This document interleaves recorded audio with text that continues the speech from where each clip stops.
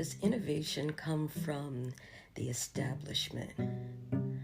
This is a generic question, but it becomes more pertinent when we start to consider the nature of gynecology in the United States. It used to be that women's care was provided primarily by women.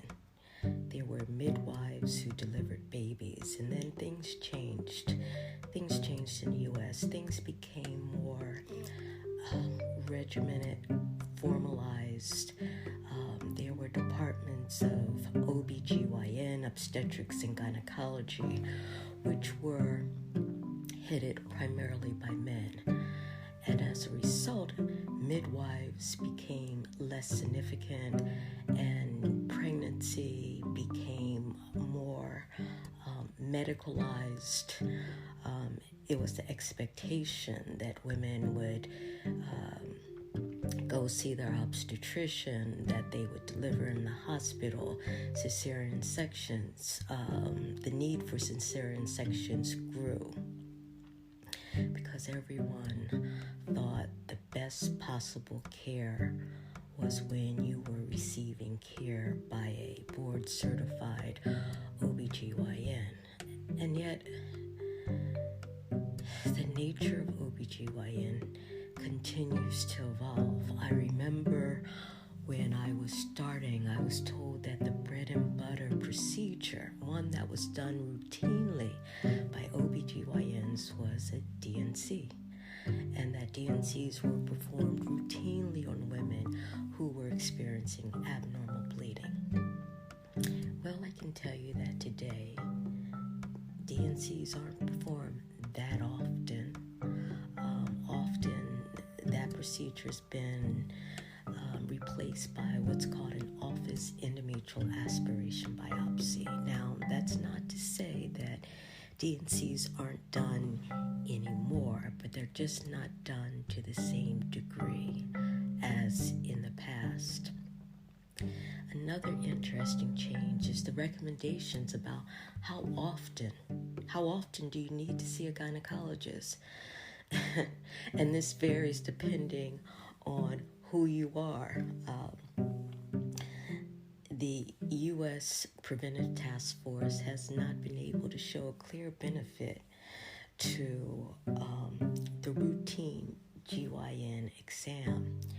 However, the American College of Obstetrics and Gynecology says it's absolutely indicated, although the frequency of needing a pap smear has now spaced out to every 3 to 5 years, depending on whether you are also doing co-testing with HPV, human papillomavirus.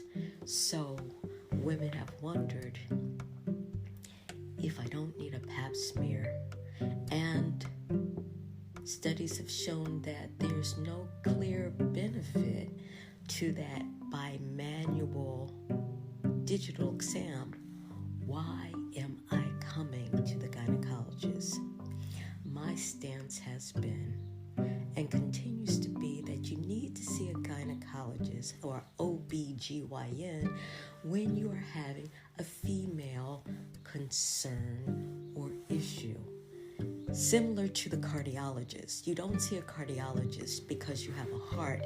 You see the cardiologist because you have a heart issue or a heart concern, or you need some discussion about your heart. And so for me, I think the appropriate times to see a gynecologist is maybe for that first time pelvic examination, when you're nervous, where you've heard all sorts of horror stories about what it's going to be like. You need to see that OBGYN when you're having a GYN issue, abnormal bleeding, persistent vaginal discharge, abnormal pap smear. Obviously, you need to see the OB for obstetrical care, unless you have decided to do something else, such as see a midwife. Well, that's a personal decision, but clearly your primary care doctor is not the likely person to follow you throughout your pregnancy. It should be someone that's well trained and versed in obstetrical care. And so women are wondering, I just need my birth control pills, or I just want a refill of my medication. Do I need to see the GYN every year? The OBGYN Society has basically said yes, and sometimes we function as the gynecologist, a specialist, and sometimes we function more like a PCP. I tend to be on the side that says we should function as a specialist at all times. So what do women do?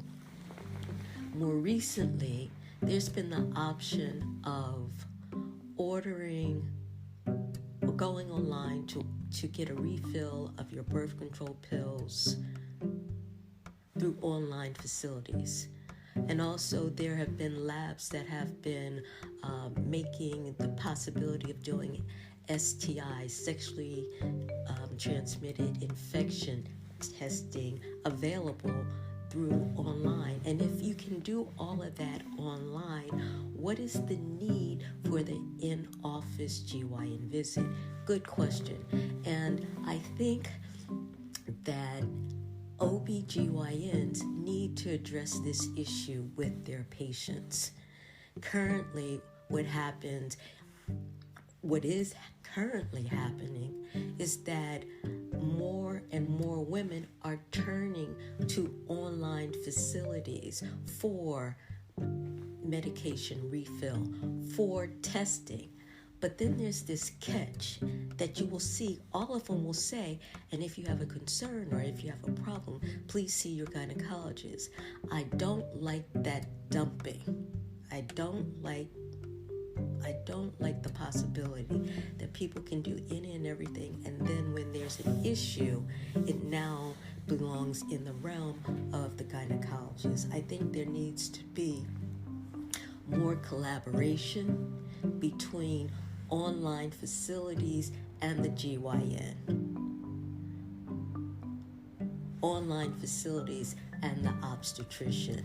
It should be a collaboration. And women need to understand that not everything that's online is factual.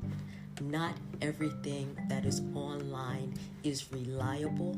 Not everything online will give you the results you desire. And so better to plan out your strategy with the gynecologist and say, I know that since there's a family history of high blood pressure, and I know that as an African American, I am more predisposed to developing hypertension, that I need to understand my risk factors and then decide on what makes an optimal health regimen for me. And maybe that health regimen doesn't involve seeing the gynecologist or the OBGYN on a regular basis, on a yearly basis, but there should be some frequency, and that should be discussed and be predetermined in advance. And I know that sounds pretty radical, but not really. I'm just saying you don't have to do things behind the back of your OBGYN or try to avoid cost by doing these other things to avoid the cost of an office visit, and that maybe there should be that one-time consultation with the gynecologist to map out how often you need to come for your care. And understanding that a lot of the services provided by the gynecologist could very well be handled by your primary care physician. And so why not do that? Instead of needing two doctors, a primary care doctor and an obstetrician gynecologist, why not have one and then use the gynecologist, use the OBGYN as needed?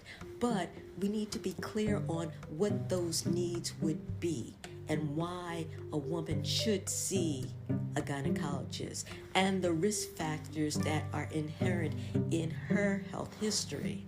And so I am of the mindset that I welcome the new change, but I say it doesn't have to be done in secret.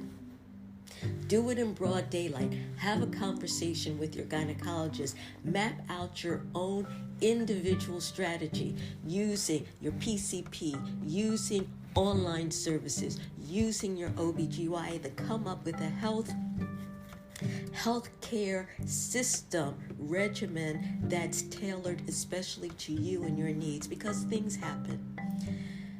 And we need to value our health care because there's nothing more precious than our health.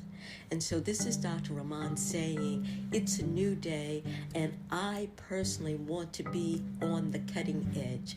I don't want to be stuck in what has been and should always be, but be able to be forward-thinking, progressive in addressing the healthcare needs of women, and particularly women of color. Take care.